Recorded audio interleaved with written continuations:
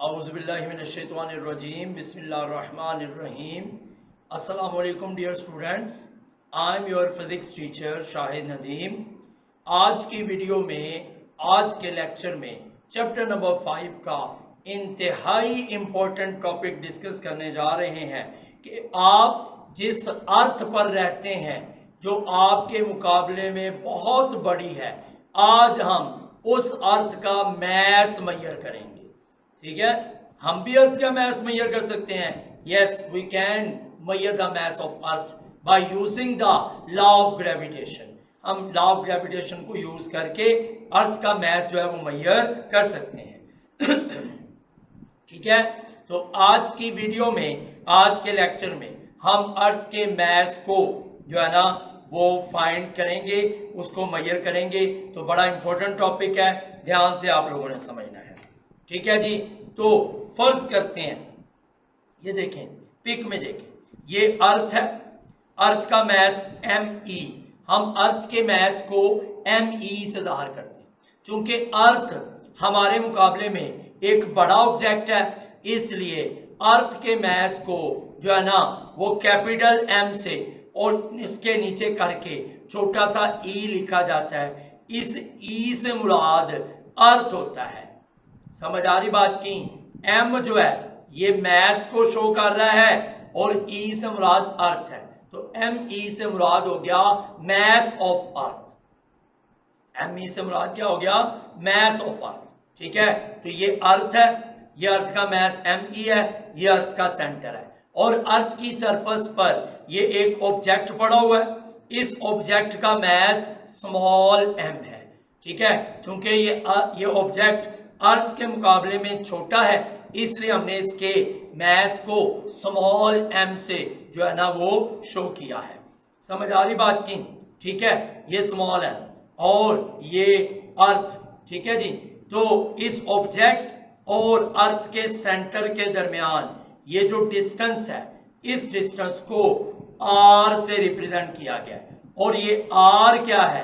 r होता है radius of earth.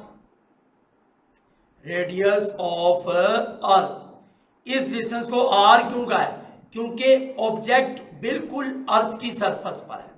समझ आ रही बात की? तो अर्थ के सेंटर से अर्थ की सरफेस तक का जो डिस्टेंस है ना, ये अर्थ का रेडियस कहलाएगा. तो चूंकि ऑब्जेक्ट अर्थ की सरफेस पर है, तो लिहाजा ऑब्जेक्ट से लेकर अर्थ के सेंटर तक का जो डिस्टेंस है ना, ये अर्थ का रेडियस कहलाएगा. समझ आ रही है? इसलिए इस डिस्टेंस को कैपिटल R से शो किया है और कैपिटल R अर्थ का रेडियस है. इसको बड़े R से क्यों शो किया? क्योंकि अर्थ के लिए अर्थ एक बड़ा ऑब्जेक्ट है, इसलिए अर्थ के रेडियस को हमने कैपिटल R से शो कर दिया है. और रेडियस होता क्या है? अर्थ के सेंटर से अर्थ की सरफेस तक का डिस्टेंस जो है वो क्या है? रेडियस ऑफ अर्थ है. ठीक है, तो ये सेंटर से ये अर्थ की सरफेस तक ये रेडियस है. ठीक है, और ऑब्जेक्ट का और अर्थ का सेंटर उतना ही है. ऑब्जेक्ट का और अर्थ के सेंटर के दरमियान डिस्टेंस उतना ही है जितना कि अर्थ का रेडियस है. समझ आ रही बात की? ठीक है, यही इसमें लिखा हुआ है, आप इसको पढ़ लीजिएगा. ठीक है जी, अब ये आगे बताया है, the distance of the body from the centre of the earth will also be equal to the radius r of the earth. अभी तो मैंने पीछे एक्सप्लेन करके आया हूं ना. ठीक है, कि अर्थ बॉडी और अर्थ के सेंटर का डिस्टेंस उतना ही है जितना कि अर्थ का रेडियस है. जैसे ये बॉडी पड़ी हुई है, ठीक है, और ये अर्थ का सेंटर है, तो बॉडी के सेंटर और अर्थ के सेंटर के दरमियान ये जो डिस्टेंस है ये अर्थ के रेडियस के इक्वल है.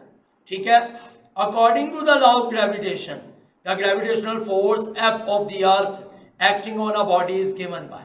लॉ ऑफ ग्रेविटेशन के मुताबिक, लॉ ऑफ ग्रेविटेशन का फार्मूला क्या है? आपने पढ़ा है, F is equal to G m1 m2 divided by d square. ठीक है, तो ग्रेविटेशनल फोर्स मैसेज के प्रोडक्ट के डायरेक्टली प्रोपोर्शनल यानी और डिस्टेंस के स्क्वायर के इनवर्सली प्रोपोर्शनल होती है. और जी ग्रेविटेशनल कांस्टेंट है। जैसे कि लॉ ऑफ ग्रेविटेशन वाली वीडियो में आपने ये चीज समझी होगी बड़े अच्छे तरीके से, ठीक है। लेकिन अब यहां बात चल रही है अर्थ की और ऑब्जेक्ट की, ठीक है। तो ऑब्जेक्ट का मैस स्मॉल m है, लेकिन अर्थ का मैस me है, ठीक है।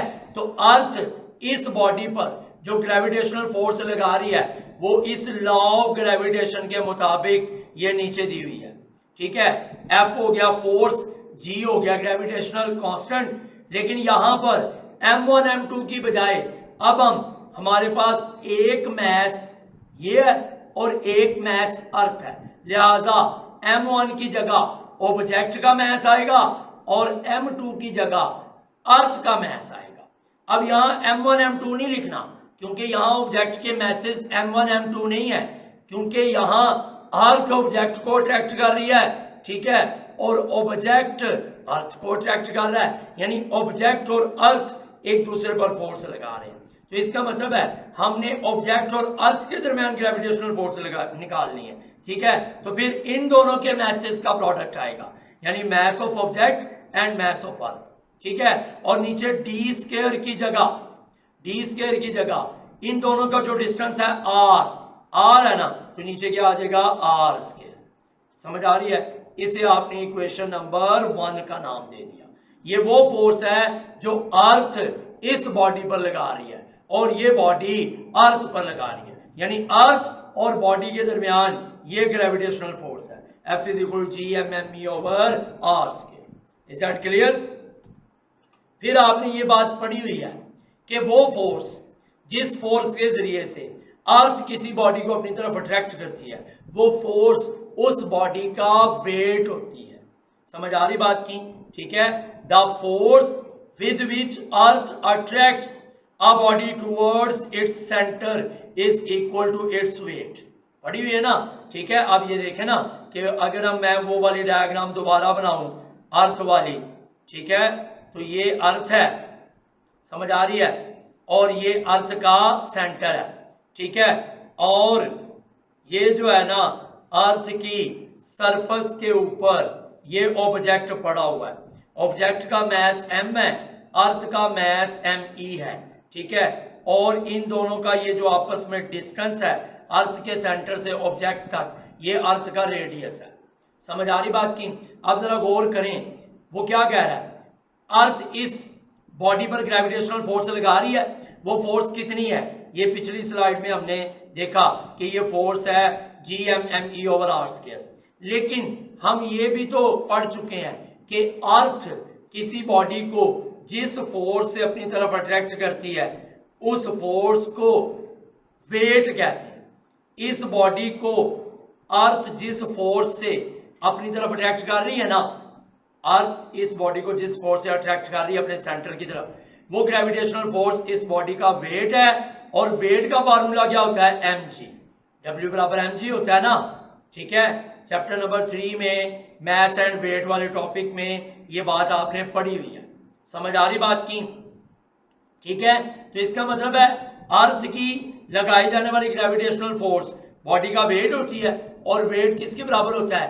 mg के। इसे आपने इक्वेशन नंबर 2 का। अब इक्वेशन 1 और इक्वेशन 2 को कंपेयर करना है, ठीक है।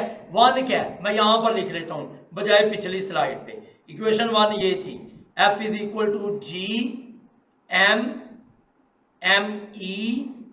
Divided by R square. इसे इक्वेशन नंबर 1 का नाम दिया है।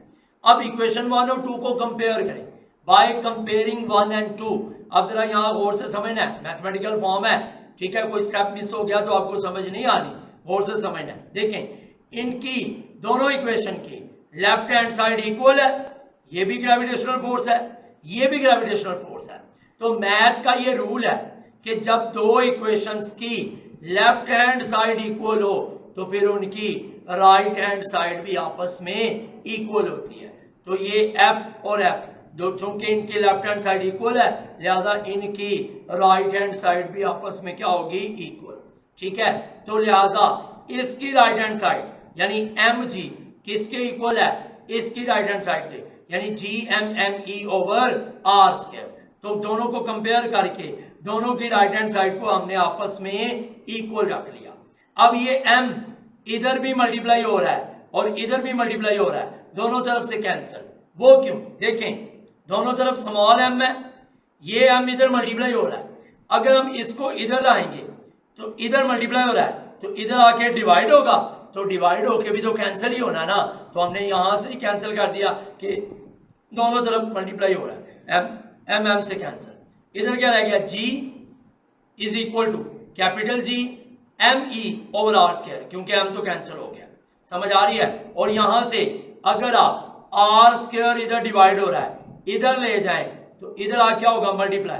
तो GR square is equal to, इधर क्या रह गया? GME।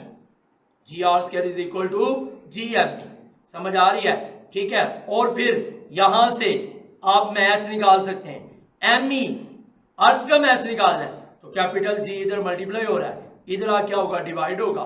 ठीक है, तो ME बराबर आ गया, इधर पहले क्या था? GR स्क्वायर, और ये कैपिटल G इधर आके डिवाइड हो गया, तो ME is equal to GR square over capital G। ये अर्थ का मैथ फाइंड करने का फार्मूला आपके सामने आ गया है। इस फार्मूला के जरिए से हम अर्थ का मैथ निकाल सकते हैं। ME is equal to GR square over capital G।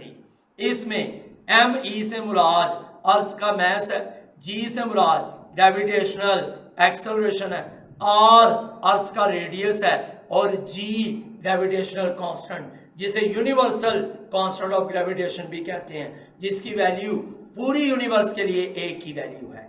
समझ आ रही बात की? इस फार्मूला से हम मास ऑफ अर्थ निकाल सकते हैं। ठीक है, अब अगर हम ये वैल्यूज पुट करें, R अर्थ का रेडियस कितना होता है? 6.4 मल्टीप्लाई 10 पावर 6 अर्थ के रेडियस की ये वैल्यू है, ये याद रखनी है। अर्थ का रेडियस होता है 6.4 मल्टीप्लाई 10 पावर 6 मीटर, और G ग्रेविटेशनल एक्सेलरेशन अर्थ की सरफेस पर कितना होता है?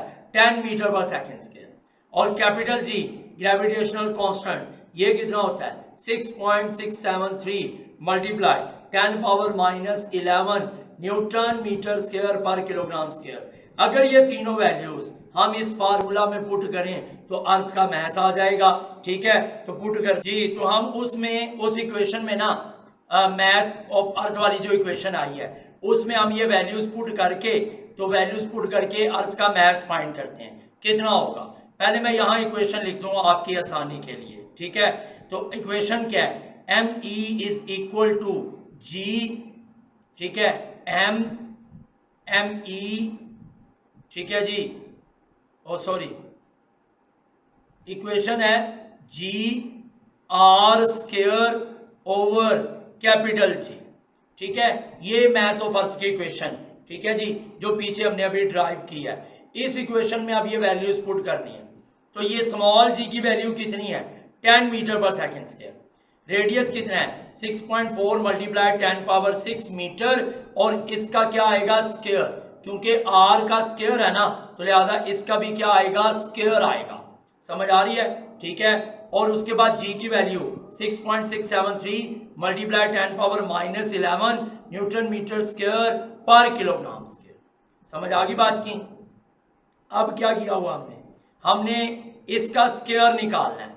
ये वाला 10 जो है ना, ये मैंने यहां लिख दिया है, ये 10, ये वाला 10 यहां आ गया। इसका स्क्वायर कैसे निकालेंगे? 6.4 का स्क्वायर क्या होगा? 6.4 मल्टीप्लाई बाय 6.4। स्क्वायर का मतलब 2 दफा मल्टीप्लाई करना होता है। ठीक है, और 10 पावर 6 का स्क्वायर क्या होता है? आपको पता है पावर की जब पावर होती है ना तो वो मल्टीप्लाई हो जाती है। 6 का स्क्वायर लेंगे तो 6 टू द 12, 10 पावर 12। ठीक है, तो 6.4 इंटू 6.4 मल्टीप्लाई 10 पावर 12 और मल्टीप्लाई ये 10, ये वाला 10। समझ आ रही बात की? और नीचे ये वाली वैल्यू उसी तरह से। ठीक है, तो 6.4 को 6.4 से मल्टीप्लाई करेंगे 40.96 आ जाएगा, मल्टीप्लाई 10 पावर 12 ये थी और 10 पावर 1 ये है, जिसकी कोई पावर ना उसकी 1 होती है। तो जब बेस सेम हो, ये भी 10 है ये भी 10 है, बेस सेम है तो पावर्स ऐड हो जाती हैं, तो 12 प्लस 1 क्या हो जाएगा? 13। 40.96 multiply 10 power 13 divided by 6.673 multiply 10⁻11। तो फिर जब हम इन दोनों को डिवाइड करेंगे तो ये आ जाएगा 6 मल्टीप्लाई 10⁻24 किलोग्राम।